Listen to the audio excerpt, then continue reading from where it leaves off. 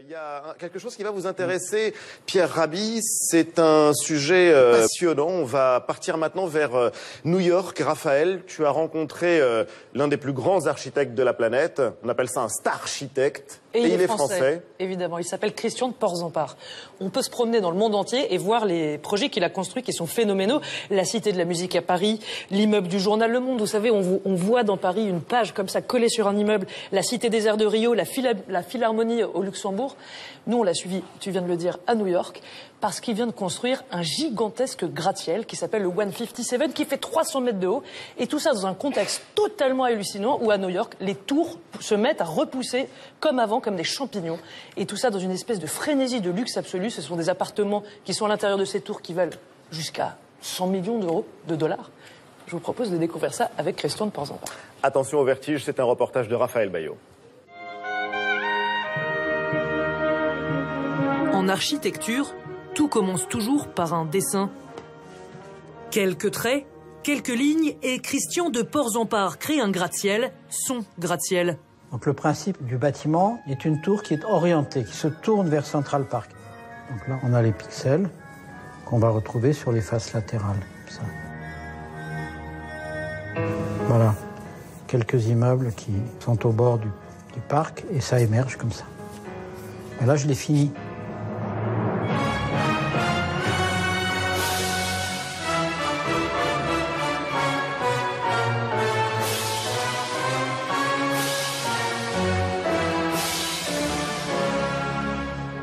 « 306 mètres de hauteur, 79 étages, 8000 panneaux de verre inspirés par les tableaux de Gustav Klimt. Dans une ville où les gratte-ciels poussent à nouveau comme des champignons, Christian de Portzamparc a frappé fort avec sa tour, le 157. Donc là, maintenant, vous avez une sacrée empreinte sur New York, quand même, ah oui, pour un seul homme. C'est vrai. Je me souviens, moi, pendant des mois que j'ai passé ici, à New York, en 66, jamais je m'imaginerais que, ni même que je serais architecte et pas que je construirais dans New York.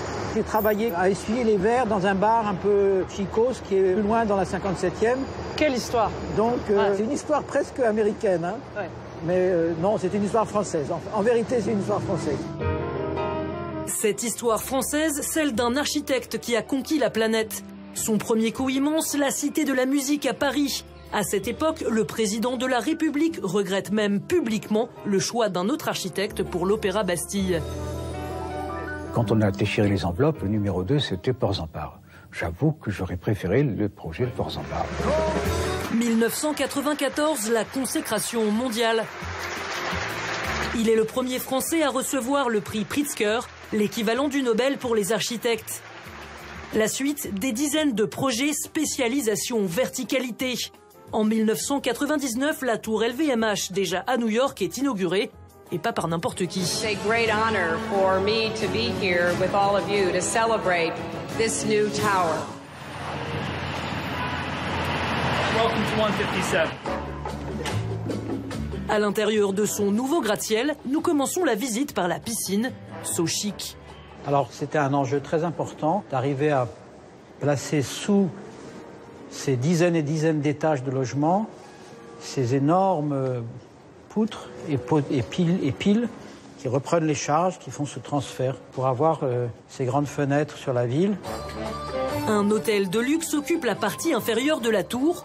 Dans les étages supérieurs, c'est 100% d'appartements avec un atout quasi indescriptible. Alors, devant nous, Central Park.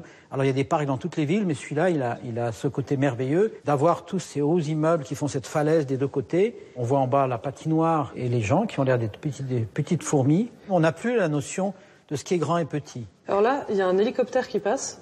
Et on se rend compte qu'on est quand même à peu près à hauteur d'hélicoptère ici. D'en haut, on a le sentiment d'être en avion un petit peu. Ce vertige des sommets, on le retrouve ici, partout, même tout nu dans son bain. Là, on arrive dans la salle de bain. La douche, la baignoire. Alors bon, là on est clairement dans des installations très luxueuses. Qui achète les appartements? Il paraît que le dernier étage a été acheté par le Premier ministre du Qatar. Je ne sais pas. Le penthouse du dernier étage s'est vendu 100 millions de dollars. Manhattan a déjà trouvé un surnom au 157, la tour des millionnaires. Sauf qu'un an après la fin du chantier, surprise. Alors on voit ici, là, juste devant, La tour 432 qui vous a détrôné. Qui va monter plus haut, paraît-il. Vous savez que Jean Nouvel, un autre grand architecte français, est en train de construire lui sa tour à quelques rues d'ici et qui va vous dépasser de 46 pieds. Eh oui. Alors ça vous fait quoi? Mais il n'y aura pas que lui, il y en aura d'autres, si vous voulez, ça va continuer certainement un moment. Ça va continuer un moment, c'est sûr, car New York connaît une nouvelle fièvre immobilière. Partout, des chantiers, des ouvriers. Chez les promoteurs, c'est le concours à qui aura la plus grande tour. Pour vendre ces nouveaux projets aux millionnaires du monde entier, les développeurs sont prêts à tout. Voici par exemple la future tour 252 encore inachevée. Sur le chantier, nous devons tourner en caméra discrète. L'attaché de presse du promoteur ne tient pas à ce que nous filmions le work in progress. Seulement la vue extravagante du dernier étage. Comment vendre du rêve avec un chantier poussiéreux? La solution est simple. So if you follow me, I am going to show you the model of the building. It's quite impressive. So, do come in. Pamela Dark dirige les ventes des appartements de la tour 252. Cette maquette n'est même pas son meilleur argument. Please come into our living room. So, this is an example of one of our approximately 3,000 square foot 3-bedroom apartments. Ça ne se voit pas tout de suite, mais toutes ces vues sont entièrement factices. You have recreated all the views. Well, these are actual view shots. We had drones that took the views. So this is north here, and you can see west. Okay. En lieu et place du 50e étage de la future tour, cet appartement témoin se trouve en fait au 4e niveau d'un building quelconque. Refrigerator. Pour se l'offrir en vrai, comptez 10 millions de dollars. Yes. So everybody needs a wine cooler. Of course. So. Sauf qu'à Manhattan, cette débauche de luxe ne plaît pas à tout le monde. Dimanche d'automne dans Central Park. Cette féerie unique au monde, Laila Lo-Giziko en profite depuis 20 ans qu'elle s'est installée ici. Journaliste, éditrice, elle est aussi membre d'un conseil de quartier. Tous ces nouveaux gratte-ciel géants, elle n'en peut plus. Donc là, ça y est, on commence à voir les nouvelles tours. Laquelle est laquelle? 157, 157, 432. Imaginez que de celle-ci à celle-là, ça va être un mur. Son problème est simple à comprendre. La plupart des nouvelles tours poussent au sud de Central Park. La conséquence pour la vie des petites gens est très concrète. Les gratte-ciel leur font de l'ombre, de plus en plus d'ombre. Donc l'ombre, elle est là. Elle part évidemment du building lui-même. Et elle court sur 1 kilomètre. À Manhattan, Laila n'est pas la seule à mener ce combat contre les ombres. Stop! Super scraper, stop! Nous la retrouvons sur le rond-point de Columbus en pleine manif anti-gratte-ciel. We're not anti-development. We want sound development. This is what New York was built on. Il fait beau, mais tout le monde a son parapluie et pour cause. Be afraid, be very afraid. The tower is coming your way. Boom. L'objectif de la manif, que la mairie de New York fasse une pause dans les permis de construire. Car le vrai problème qui se cache derrière celui des ombres, c'est celui de la spéculation. Ces tours n'ont pas pour fonction d'être occupées. Elles ont quelle fonction alors? Elles ont une fonction spéculative. C'est un coffre-fort. On parque son argent parce que pour l'instant, New York et son marché immobilier sont prospères. Toutes ces tours ont reçu des exemptions des impôts locaux de façon absolument absurde. Elles ne vont pas être occupées, ce qui veut dire qu'il n'y aura personne pour acheter le journal au coin, le café, aller manger au restaurant. Ça va être un quartier fantôme. Bref, les pauvres en bas, les riches en haut, comme dans le film Métropolis. Cette crainte d'une ville à 2 vitesses, Christian de Porzampar la partage.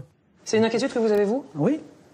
Mais pourtant, vous faites partie de l'histoire de la construction de ces tours qui en sont responsables. C'est paradoxal ce que vous me dites. Oui, mais on a tous des paradoxes. C'est vrai que les paradoxes, c'est un peu son truc. 400 Park Avenue South. Okay.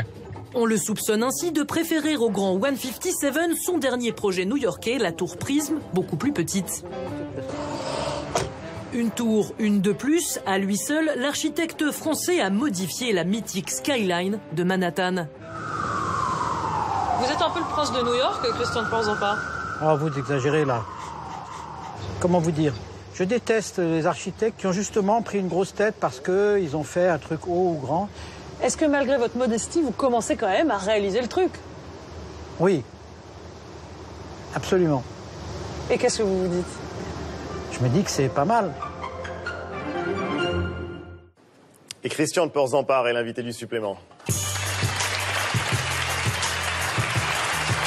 Bonjour et bienvenue. Installez-vous, Christian de Portzamparc. Merci d'être avec nous. Effectivement, c'est pas mal de redessiner la skyline de New York. Oui. C'est quand même très impressionnant.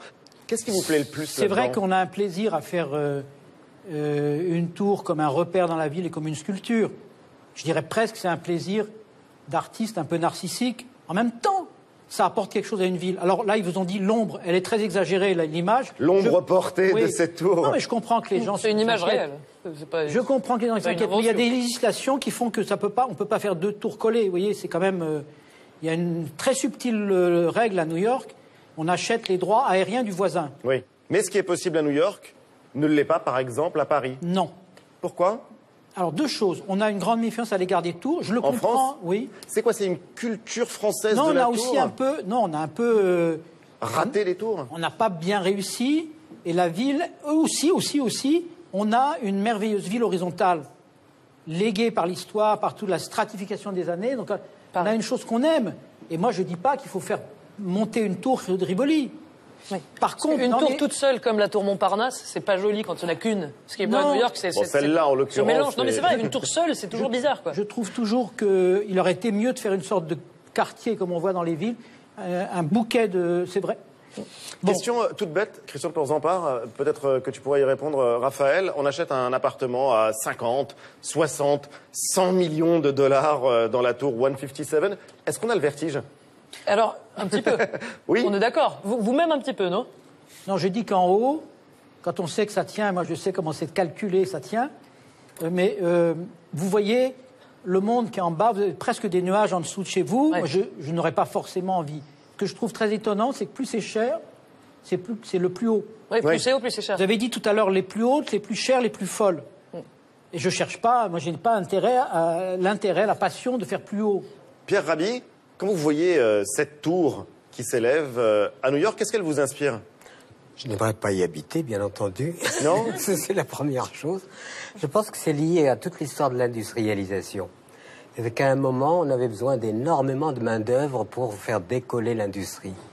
Donc, on a dû créer des logements qui, évidemment, superposent les individus. Et le sentiment, à tort ou à travers, c'est qu'on stockait le matériel humain là-dedans. L'empilement humain et la concentration humaine me paraît une anomalie. Si vous voulez, à tort ou à raison, on applique du hors-sol à l'être humain. Et donc, cette concentration terrible...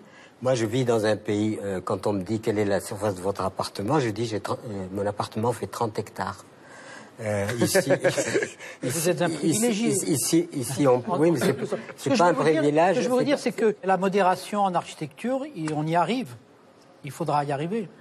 Tout ça est lié. Hein, ce que dit Pierre Rabhi et ce que nous avons à faire avec les villes, c'est complémentaire. Moi, je rêve de vous voir travailler ensemble et d'essayer d'imaginer la ville du futur. Moi, je serais très heureux de le faire. Voilà, la rencontre, elle a eu lieu ici sur le plateau du supplément. J'aimerais vraiment qu'elle se prolonge. Christian de Portzamparc, Pierre Rabhi, vous travaillez ensemble. Cyril Astruc, vous habitez dans cet espace, dans cette ville.